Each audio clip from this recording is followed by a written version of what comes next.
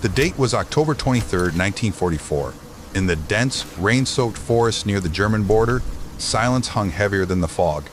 Wehrmacht sentries scanned the darkness, waiting for the next wave of young Americans to stumble toward their lines. They had seen this before.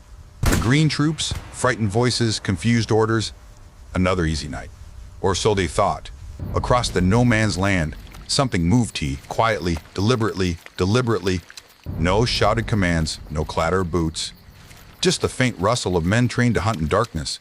Within minutes, German outposts began to vanish. One by one, these were not rookies. These were not rookies! They were the 104th Infantry Division, the Timberwolves, and they belonged to a commander the Germans would soon learn to fear. His name carried through the fog like a whispered curse, Terry de la Mesa Allen. To his men, he was terrible. Terry, rough, fearless, and utterly relentless. To the enemy, he was the ghost who never slept. Allen was no ordinary general. He had been fired once, disgraced for being too aggressive, too undisciplined for the parade ground, yet the men who fought under him would have followed him into hell itself at Descent because he always led from the front. He fought wars his own way, at night, up close, and without mercy for hesitation. The legend of Terrible Terry was not born from medals or headlines. It was forged in mud, fire, and the screams of battle from the deserts of North Africa to the frozen woods of Europe. He believed in one thing. Above all, simplicity saves lives. The simpler the plan, the fewer his men would die. By the time German soldiers realized who they were facing that October night, it was too late. The Timberwolves were already inside their lines. The forest that had once protected them had turned against them, every shadow, every tree, alive with movement. That night, the Wehrmacht learned a new kind of fear, because that night, the darkness belonged to Terry Allen. Terry de la Mesa Allen was born on April 1, 1888, at Fort Douglas, Utah Territory, literally inside the U.S. His first lullaby was the sound of bugles and cavalry hooves on dry ground. His father, Colonel Samuel Allen, was a career officer, a product of the old frontier army that moved from post to post, chasing Apache raiders and smugglers. His mother came from a long line of soldiers as well.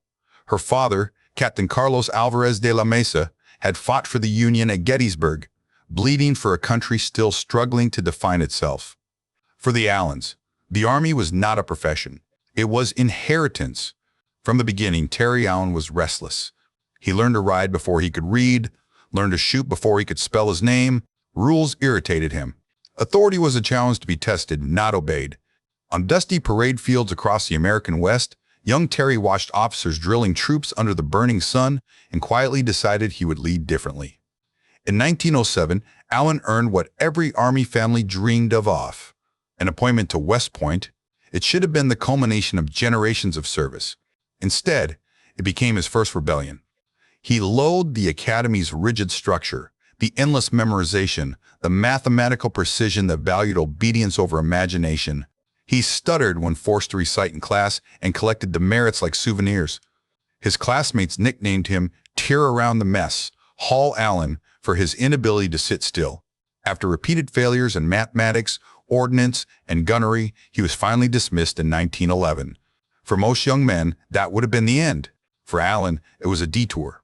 He enrolled at the Catholic University of America, earned a degree in 1912, and through sheer determination, secured a commission as a second lieutenant in the U.S. Appalachian Cavalry. He had found a way in through the side door, the first of many times he would outsmart the system designed to keep him out. His first test came on the Mexican border in 1913, a world of dust, rustlers, and ambushes, when 30 armed bandits crossed into U.S. territory. Allen, commanding only 6 men, was told to wait for reinforcements. He didn't. He attacked. When it was over, all 30 rustlers were dead or captured. It wasn't by the booker, but it worked.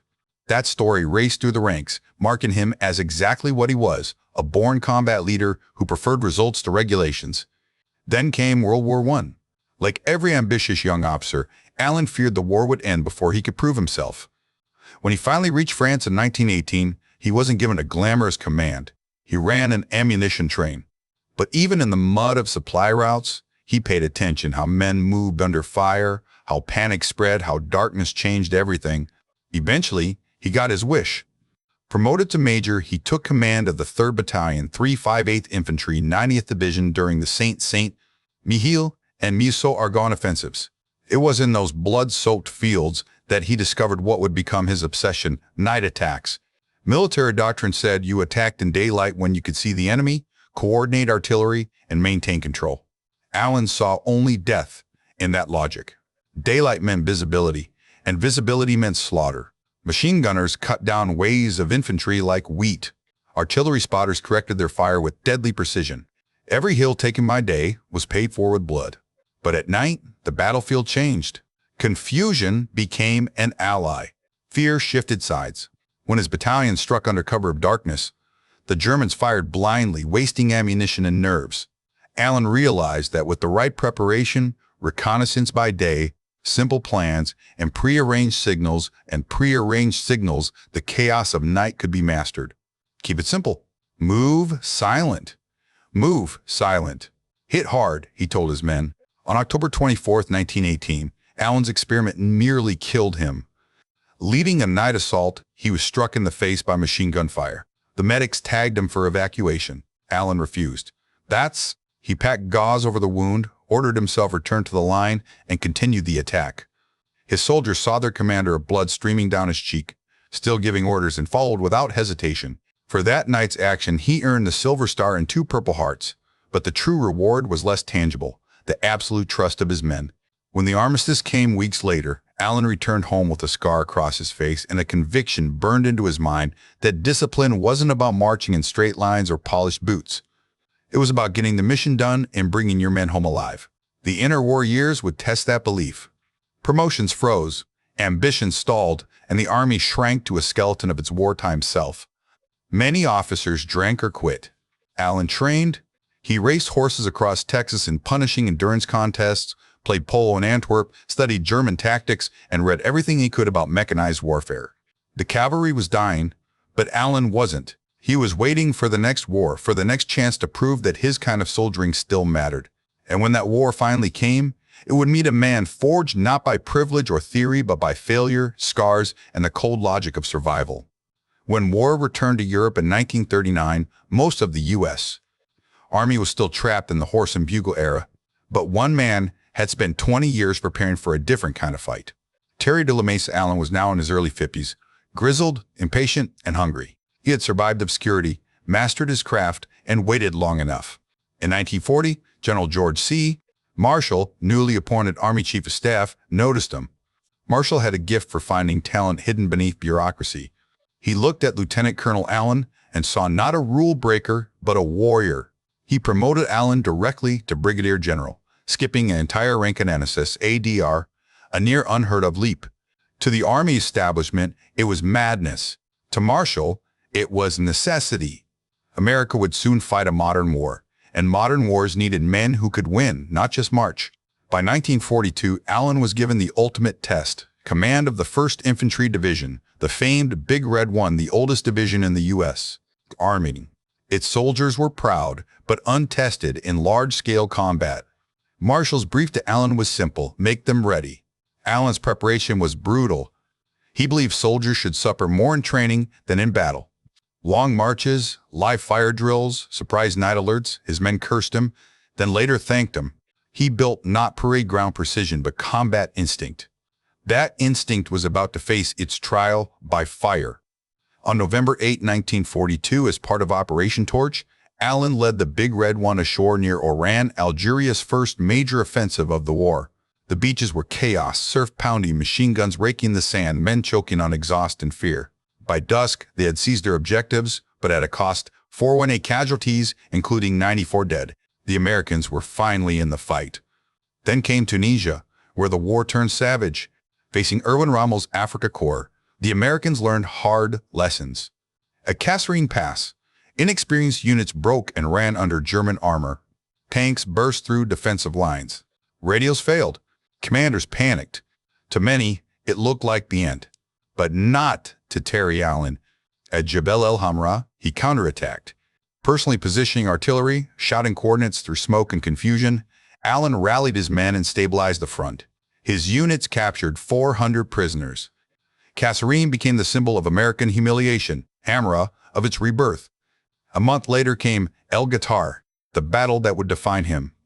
On March 24, 1943, German panzers thundered across the desert toward Allen's lines. The sand shook.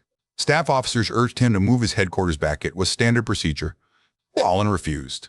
Ill like hell pull out and ill shoot the first bastard who does. That defiance became legend. His calm under fire steadied the entire division. Soldiers who might have faltered instead dug in. Artillery and tank destroyers opened up at point-blank range. When the smoke cleared, the Germans were retreating in the first time American forces had defeated veteran German armor in a stand-up fight. In the words of one private, "If the general stayed, so did we." From El Guitar, the Big Red One drove east. By May 1943, they helped capture Tunis, ending the North African campaign. In just 6 months, Allen had turned raw Americans into battle-hardened professionals. His division was bloodied, but it had proven a truth. With the right leadership, American soldiers could beat the Wehrmacht. Next came Sicily, and the hardest test yet. Operation Husky, the Allied invasion, began on July 10, 1943. General George Patton personally chose Allen's division to land at Gela, the toughest beach on the island. Within hours, German and Italian armor counterattacked. Allen's men held, firing from dunes and scrub while naval guns blasted enemy tanks just yards away. Patton later said that any other division might have folded. The Big Red One didn't. Then came Troina, a mountain fortress guarding the roads through Sicily. From July 31 to August 6, Allen's troops assaulted it day after day, enduring 24 German counterattacks. The town changed hands multiple times. The slopes ran red with blood. Under relentless artillery and heat, the division fought with mechanical persistence, persistence, tired, half-strength, but unbreakable. When Troina finally fell, the Germans withdrew. The road to Messina lay open. That victory, however, carried a hidden cost. Allen's men adored him, maybe too much. Their confidence blurred into arrogance. Discipline slipped. They sang bawdy songs on marches, ignored parade standards, and referred to their general as Terry instead of Sir. To them, it was affection. To higher command, it was anarchy. On August 9, 1943, Time magazine hit newsstands with Allen's portrait on its cover, calling him a great division commander in the making. 2 days earlier, he had been relieved of command. Omar Bradley, his corps commander, believed Allen and his deputy, Theodore Roosevelt Jr., had allowed discipline to erode. Others claimed the decision came from Eisenhower and Patton, who wanted a steadier hand for the long war ahead. It was, as Eisenhower later admitted, a terrible injustice to General Allen to hint that he was relieved for inefficiency. Bradley himself confessed that none excelled the unpredictable Terry Allen in the leadership of troops, but reputations in war are fragile. One moment you're the hero on the cover of Time. The next, you're gone. When he boarded the ship home, Allen didn't rage. He lit a cigarette and said only, "I guess they want a different kind of soldier." Like what he did. But the war wasn't finished with him yet. They thought he was finished. Fired at the height of his fame, dismissed as too reckless, too undisciplined Titeshi, Terry de la Mesa Allen should have faded into history. But men like Allen don't retire quietly. He was a fighter, and fighters only rest when there's nothing left to fight for. In October 1943, he was given a second-chance command of a brand-new unit, the 1/4 Infantry Division, training at Camp Adair, Oregon. These were not seasoned professionals like the Big Red One. They were young Americans from the factories and farms of the West, average age barely 21. They had never seen Europe, much less combat. To most generals, this would have been a disappointment. To Allen, it was a blank canvas. He looked at those fresh faces and saw potential. "They don't know fear yet," he told the staff officer. "Good. We'll teach them how to use it." His method was brutal. Standard Army training required 10 to 12 hours a week of field exercises. Allen pushed his men through 30 to 35 hours, often 6 days straight. They trained in driving rain, in forests so dark they could not see the man next to them. He introduced live ammunition, real artillery, smoke, and confusion, everything that would make training feel like battle. Above all, he made night fighting their specialty. "If you can fight in the dark," he said, "you can fight anywhere." Every aspect of training revolved around darkness, ancient, navigation by compass and terrain memory, hand signals instead of radios, silent movement through underbrush, flanking maneuvers under the moonlight. He drilled his soldiers to the point of exhaustion, then kept drilling. Some officers protested that it was Excessive. Allen replied, "You think him tough? Wait until the Germans see you coming." By mid-1944, the Timberwolves had become the only American division specifically trained for night combat. Bradley himself would later admit, "Allen brought the only division I know of that was prepared for night fighting." In the summer of 1944, as Europe burned, the 104th crossed the Atlantic. They landed in France, then moved into Belgium as autumn fell. On October 23, 1944, they entered combat near the German border RJ, the very night that would mark Allen's redemption. The Germans waiting in those forests expected an easy defense. Intelligence briefings called the 104th a new American division, untested in battle. Wehrmacht veterans laughed. They would not be laughing long. That night, Allen struck. His troops advanced silently through the fog. Small teams slipped between trees, guided by compass bearings memorized from daylight reconnaissance. Sentinels vanished before they could raise alarms. Machine guns barked into empty darkness. When German reinforcements arrived, the attackers were already gone, striking somewhere else. It was psychological warfare as much as tactical brilliance. The enemy no longer trusted the night. Shadows became threats. Silence became dread. By dawn, entire German platoons had been overrun. Their reports spoke of an American division that fought like demons after dark. For months, the pattern repeated. On November 2nd, the 104th crossed the Mark River under cover of darkness, catching defenders completely by surprise. In mid-November, they attacked the Aachen sector, cracking positions that had resisted daylight assaults for weeks. Every move was executed with the precision of a rehearsed nightmare. Then came winter and the Battle of the Bulge. When the Germans launched their last great offensive in December 1944, Allen's division held the northern flank from December 15, 1944 to February 22, 1945. Under relentless artillery and freezing snow, they absorbed the shock of multiple attacks, refusing to yield. When the counteroffensive began, the Timberwolves pushed forward again. On February 23rd, they crossed the War River at night, of course, and drove straight into Germany. The momentum never stopped. Cologne fell on March 5th, the Rhine on March 22nd, and within 9 days, the division advanced 193 miles, cutting deep into the heart of the Reich. But war's worst lesson awaited at Nordhausen in central Germany. On April 11, 1945, the 1/4th Infantry Division and the 3rd Armored Division liberated a camp that even battle-hardened soldiers could barely comprehend.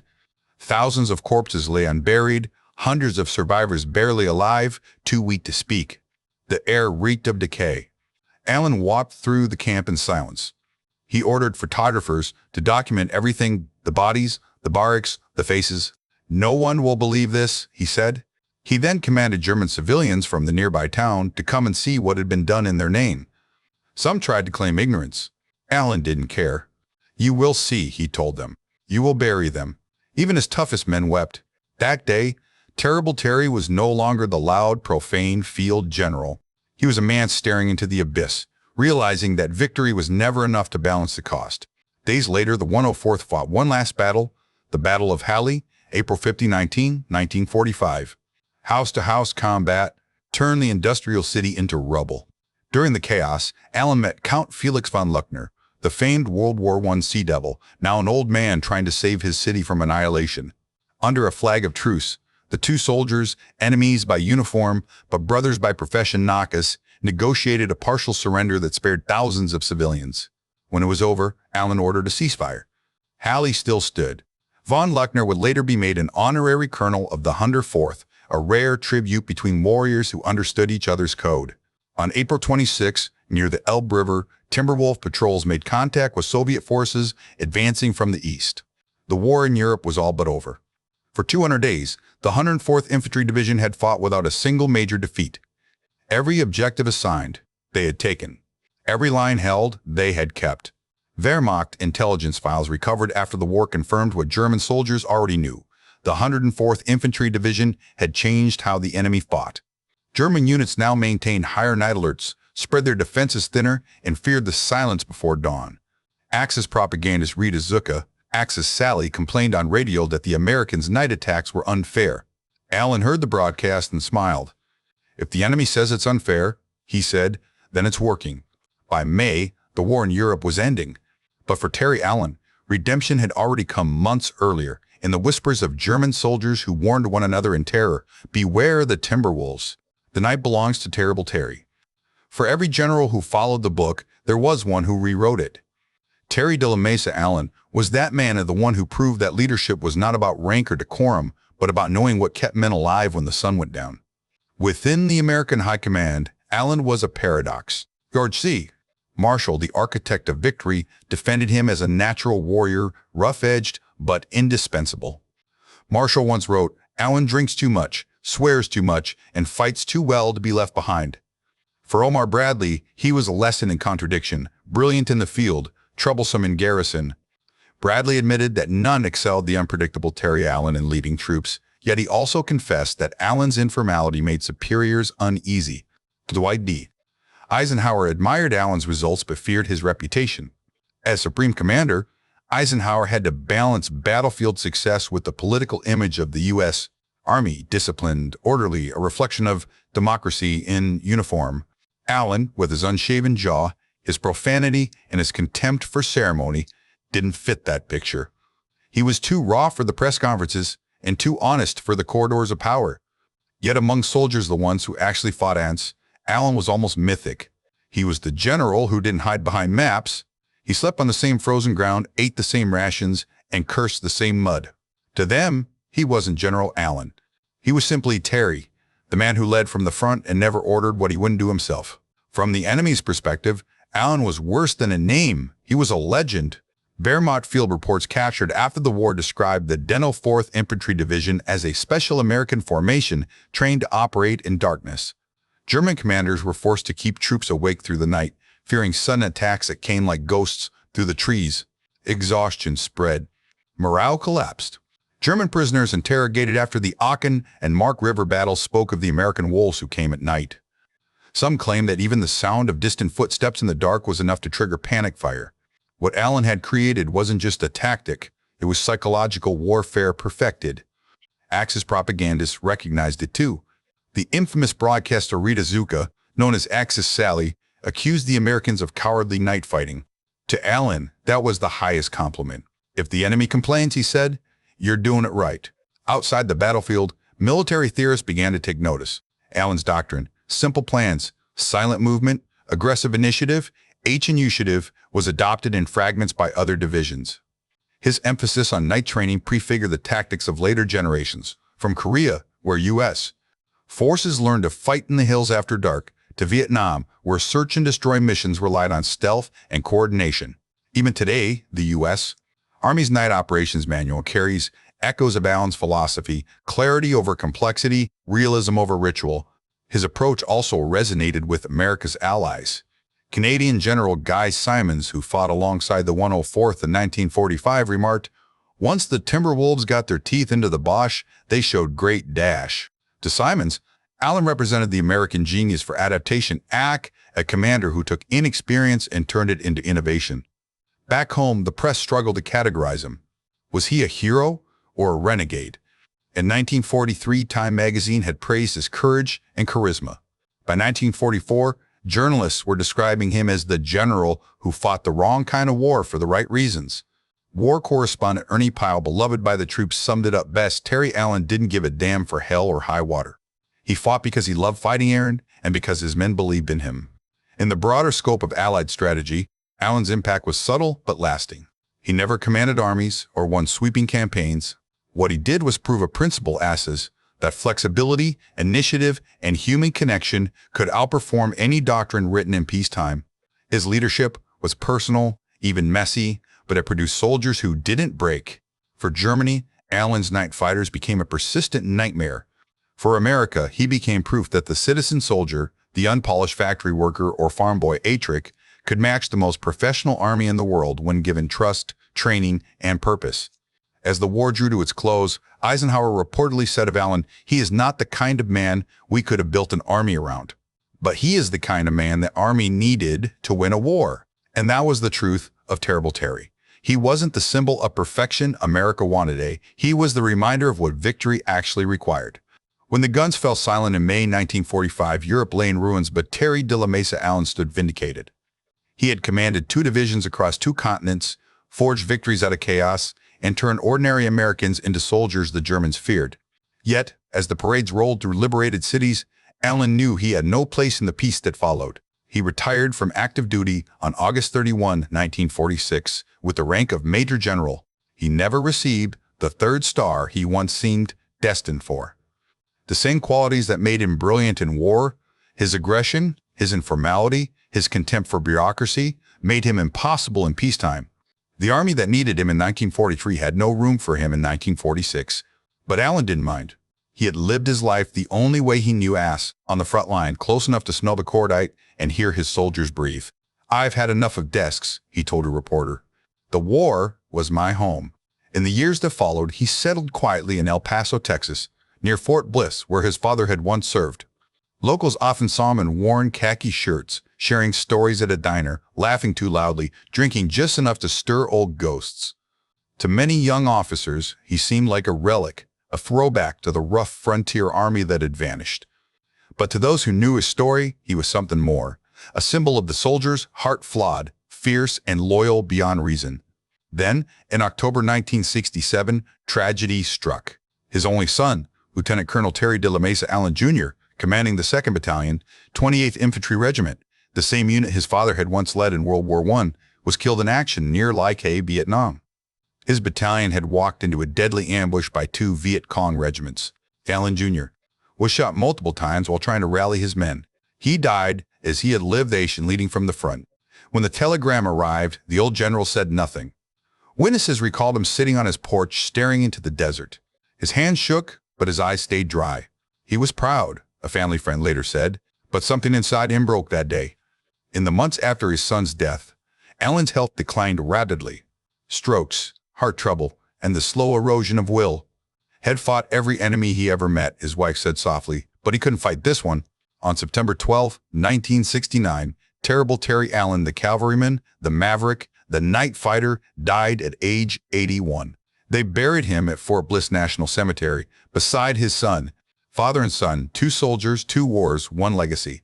Today, at the United States Military Academy at West Point, the institution that once expelled him for failing mathematics now presents the General Terry de la Mesa Allen Award each year to the cadet who demonstrates the highest leadership in military science. The academy that couldn't contain him in youth now honors his name in perpetuity. It is one of history's gentlest ironies.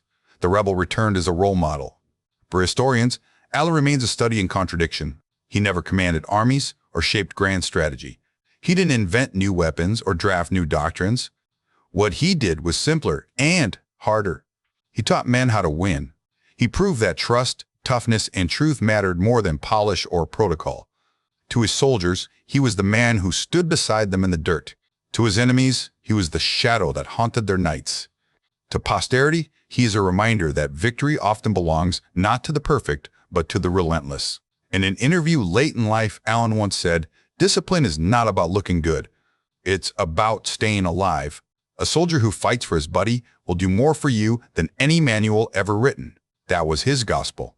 So, when we think of the Big Red One charging through Tunisia, or the Timberwolves crossing the Rhine in the dead of night, we're really thinking of the same man, the restless cavalry officer who refused to quit, even when the army itself turned against him. The German veterans who fought him in those dark forests of Belgium remembered his tactics long after the war ended. They called his soldiers the Wolves of the Night. They remembered his name whispered in warning, a Terrible Terry. And maybe, on some cold night, when the world once again forgets what kind of courage it takes to face the dark, we should remember him too, the general who proved that light doesn't always defeat darkness. Sometimes it learns to fight inside it. Every document hides a decision that changed lives. Subscribe to WWII Truth Files and tell us what secret operation or mystery from the war intrigues you the most.